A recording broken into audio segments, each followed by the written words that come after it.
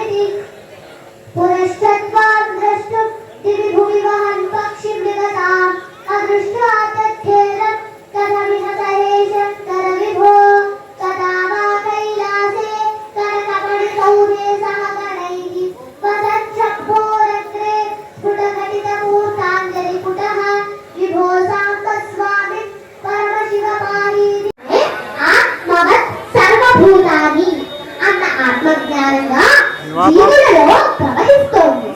శంకరుల కవిత్వం జ్ఞాన భక్తి మకరంద గంగ. మానవ జీవితాన్ని కర్మ జ్ఞాన భక్తి యోగముల ద్వారా అద్వైతానుభూతి వరకు నడిపించే మార్గాన్ని చూపించిన ఆచార్యవర్యుడు ఆదిశంకరుడు.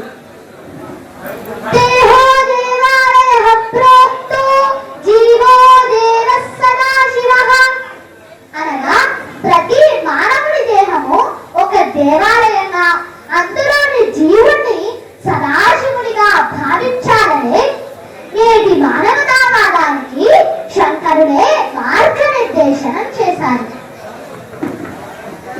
నాస్తిక మత కోలాహల కల్లోలం నుండి మానవ సమాజాన్ని ఉద్ధరించి విశ్వశాంతి శివానందరావులోని 83వ శ్లోకంలో చెప్పారు. అలాగే విష్ణుమూర్తి ఈశ్వరునికి బాణంగా, వాహనంగా, భార్యగా, సఖిగా, వజ్రవాటిగా ఉండటమే కాకుండా తన నేత్రములు ఈశ్వరునికి పూజాపుష్పంగా సమర్పించి విష్ణుమూర్తి పూజ్యులైన బ్రహ్మాండుల కంటే పూజ్యతను అయ్యాయని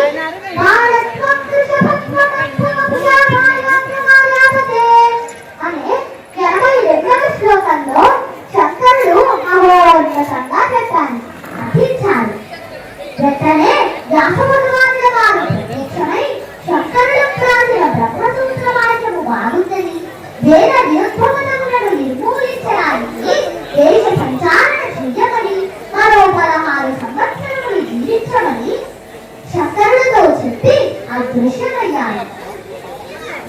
శంకరుడు వేదాంత విద్యను విద్యార్థులకు సులభంగా